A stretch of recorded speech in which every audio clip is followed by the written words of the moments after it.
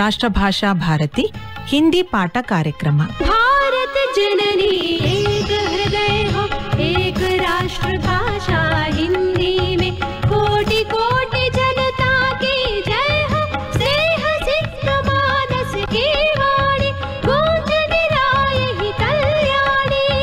चिरउदार भारत की संस्कृति सदा भय हो, सदा जय हो, सदा भय हो. ಇಂದಿನ ಹಿಂದಿ ಪಾಠವನ್ನು ನಡೆಸಿಕೊಡುವವರು ಪ್ರಿಯಾಂಕಾ ಪವಾರ್, ಭಾಗವಹಿಸುವವರು अंजलि पाटणकर. श्रोताओं नमस्कार.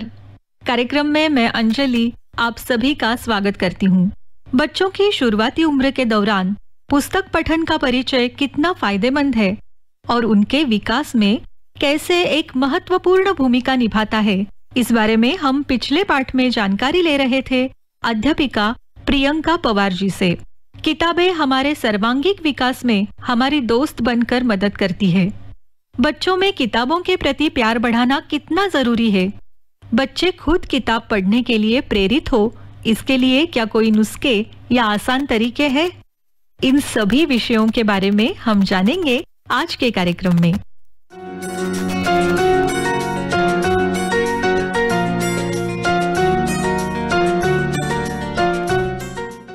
ये तो समझ आ गया कि सच में शुरुआती सालों में बच्चों के मन में किताबों के लिए प्यार बढ़ाना कितना महत्वपूर्ण है. मैडम, क्या आप बता सकती हैं कि अब यह करे कैसे?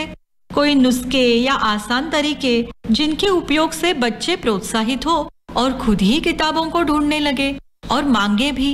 बहुत अच्छा सवाल पूछा तुमने. सबसे पहला और सरल कदम पढ़ो. मैं अपनी बेटी का उदाहरण देना चाहूंगी. जी. जब वो दूध पीती बच्ची थी, मैंने तब से उसके सोने से पहले 2 या 3 ऐसी किताबें पढ़ी जिनमें बहुत सारी चित्र थी. शब्द बहुत कम थे, पर उसको ये पता चला कि इस चीज को हाथ में लेते हैं और कुछ रंगीन चीजें दिखती हैं. और सबसे महत्वपूर्ण ये बात कि मेरे माँ या पापा मेरे साथ बैठते हैं, मुझे गोदी में लेते हैं. जब थोड़ी बड़ी हुई तो उसे मैंने कहानियां पढ़कर सुनाई. मैंने तरीका वही रखा, रोज 30 से 45 मिनट, और वो धीरे धीरे बेड टाइम रूटीन बन गया. अब तो वो खुद पढ़ने लगी है और घर में छोटी सी पुस्तकालय बना ली है. नियमित पढ़ने की आदत उसे अपने शालेय अध्ययन के लिए बहुत मदद कर रही है. ऐसे है ना अंजलि कि जब हम बच्चों के साथ होते हैं तो पूरा वक्त उन्हीं को देना चाहिए. मोबाइल, आईपैड या अपनी खुद की किताब हो, सब बाजू में रखकर पूरा समय, फिर वो 10 मिनट हो या 1 घंटा, सिर्फ और सिर्फ बच्चों के लिए दे. वो भी खुश और हम भी. क्वालिटी टाइम के साथ साथ बच्चे कुछ सीख भी जाते हैं. हाँ, अगर कोई भी अपना पूरा ध्यान और समय हमें दे तो किसी को भी बहुत अच्छा लगेगा. अगर मैं भी किसी से बात कर रही हूँ और उस व्यक्ति का आधा ध्यान अपने मोबाइल में हो तो बात करने का मजा ही चला जाता है. और छोटे बच्चे, वो तो वैसे भी चंचल होते हैं. अगर आप पूरा ध्यान न दो तो वह कुछ ऐसा ढूंढ ही लेंगे जो उन्हें इंटरेस्टिंग लग रहा हो. उनकी ओर पूरा ध्यान देना और नियमित दिनक्रम बनाकर पढ़ना उन्हें खुश और व्यस्त रखेगा. और हम क्या कर सकते हैं, ये बताइए. हाँ, अक्सर बच्चे बड़ों का अनुकरण करते हुए दिखते हैं. उसी कारण अगर आप उनके सामने पढ़ोगे तो वो आपको देखकर वही चीज दोहराएंगे. और हाँ, घर में एक छोटी सी ही सही पर जगह बनाओ जो सिर्फ और सिर्फ पढ़ने के लिए आरक्षित हो. फिर वो खिड़की के पास पूरे सूर्य प्रकाश में हो या एक आरामदायी कुर्सी लैंप के साथ. एक बात जरूर ध्यान में रखें कि पढ़ते वक्त पर्याप्त रोशनी होना जरूरी है. यह जगह किताबें पढ़ते ही हमें एक अनोखी दुनिया में या समय में ले जाती है. जैसे अपनी खुद की टाइम मशीन. कभी पढ़ते पढ़ते किसी महल में ले जाए या नदी किनारे, कभी समुद्र तट तो कभी ऊपर आसमान में, कभी इतिहास के किसी युद्ध के बीचों बीच तो कभी प्राचीन कालीन डायनासोर्स के साथ. जैसे टाइम ट्रेवल. हाँ, एक अजब यात्रा ही तो है ये. यात्रा से याद आया, आपको बहुत सारी किताबें पढ़ना पसंद है, पर कभी कभी घर में जगह कम पड़ जाती है. तो इसका आसान उपाय है पुस्तकालय या ग्रंथालय. पुस्तकालय में आपको किसी भी किस्म की किताबें मिल जाएंगी. कोई भी विषय ले लो, किताबें तो जरूर होंगी। नजदीकी पुस्तकालय ढूंढे और पता करें कि क्या इसमें बाल साहित्य भी शामिल है। बाल साहित्य मतलब? बाल साहित्य छोटी उम्र के बच्चों को ध्यान में रखकर लिखा गया साहित्य है, जैसे ज्ञानवर्धक, रहस्य रोमांच, कहानियाँ, आत्मचरित्र, वन्य जीवन, पर्यावरण, पौराणिक कथाएं और कई विषय इनमें शामिल है। ऐसी पुस्तकालय कहाँ होती है जहाँ इतनी विभिन्न विषयों पर बाल साहित्य पर आधारित पुस्तकें हो? हाँ अंजलि, हर शहर में सरकारी और प्राइवेट पुस्तकालय होती ही है। वहाँ तुम्हें बाल साहित्य जरूर मिलेगा। सच में? फिर तो एक बार जाना तो बनता है। सोच रही हूँ किस विषय पर किताब लूँ। तुमने कितनी रुचि से पूछा किस विषय की किताब लूँ। सोचो, अगर हम बच्चों को उनकी मर्जी से किताब चुनने दें तो कितनी इंटरेस्ट के साथ पढ़ेंगे। ये है एक और नुस्खा, बच्चों को चुनने दो। इससे उनकी रुचि बने रहती है और हर बार वो भी सोचते हैं कि अब कौन सी किताब ली जाए। अपनी पसंद से कोई भी चीज चुनने में अलग ही मजा है ना? हाँ वो तो है। और अगर कोई किताब अच्छी लगी तो फिर से पढ़ो, उसमें भी बहुत खुशी मिलती है। रोजमर्रा की जिंदगी में पढ़ने के कई अवसर आते हैं। जैसे अगर बच्चे ने अभी अभी वर्णमाला सीखी हो तो रास्ते से चलते हुए दुकानों के बोर्ड दिखाकर पूछे ये कौन सा अक्षर है, या उन्हें अब अच्छे से पढ़ने आ रहा है तो अगर कोई सूचना पट्टी या नोटिस बोर्ड दिख जाए तो पढ़ने के लिए प्रोत्साहित करें। हाँ, समय लगेगा, पर एक बार आदत बैठ गई तो धीरे धीरे हर जगह अक्षर दिखे तो अपने आप पढ़ना शुरू कर देंगे और उन्हें मजा भी आएगा। मैं एक बार साइंस सेंटर में गई थी ना, तब वहाँ पे विविध प्रयोग और नमूने थे और हर एक प्रयोग या मॉडल के पास जानकारी देते हुआ फलक भी था।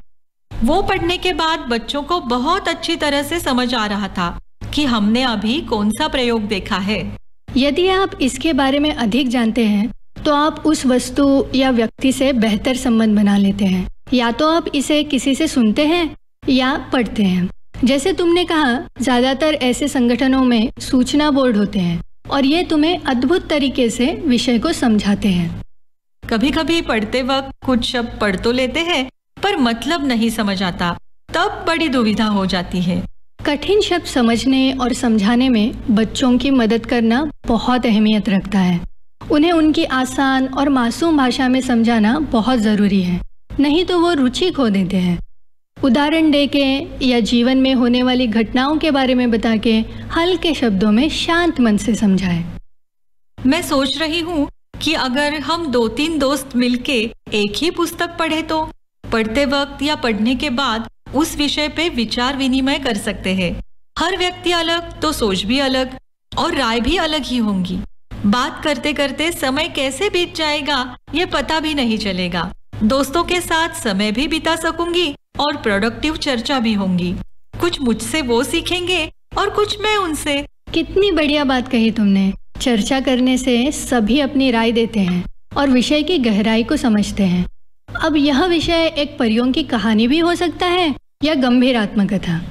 बच्चे अलग अलग शब्द बोलते हैं, सुनते हैं और सीखते भी हैं। उन्हें लगता है हम तो दोस्तों के साथ बातें कर रहे हैं, पर दरअसल उनकी सामाजिक कौशलता और भाषा का विकास हो रहा होता है ना मजेदार?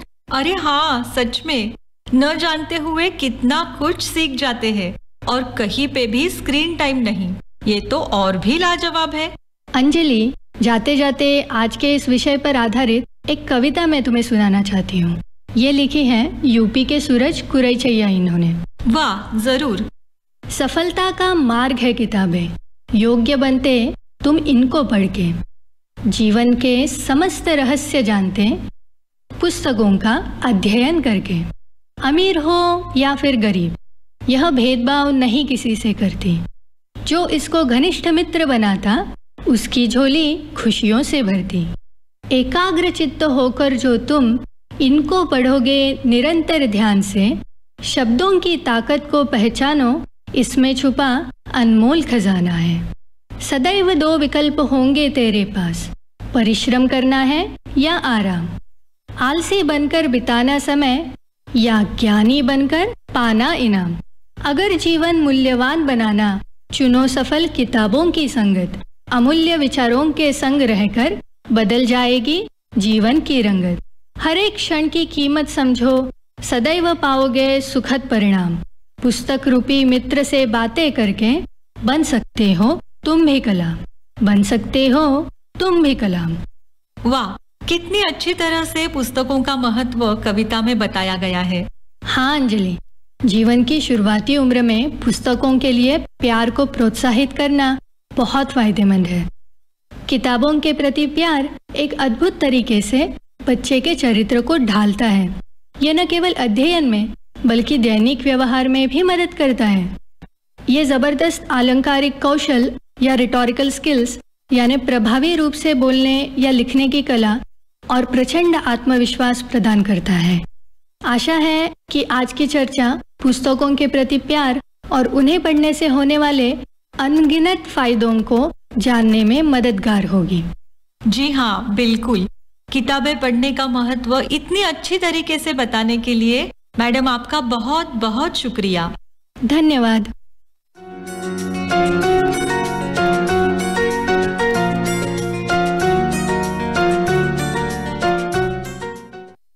बच्चे की शुरुआती उम्र के दौरान पढ़ना शुरू करने के लाभ हमें बता रही थी अध्यापिका प्रियंका पवार। दोस्तों, आपको आज का पाठ कैसे लगा ये हमें जरूर बताइए। साथ ही आप और क्या सुनना पसंद करते हैं इसके बारे में भी जरूर लिखिए। समय अब रुकने का इशारा दे रहा है, तो अब यही रुकते हैं। फिर मिलेंगे अगले हिंदी पाठ में एक नए और इंटरेस्टिंग विषय के साथ। तब तक नमस्कार।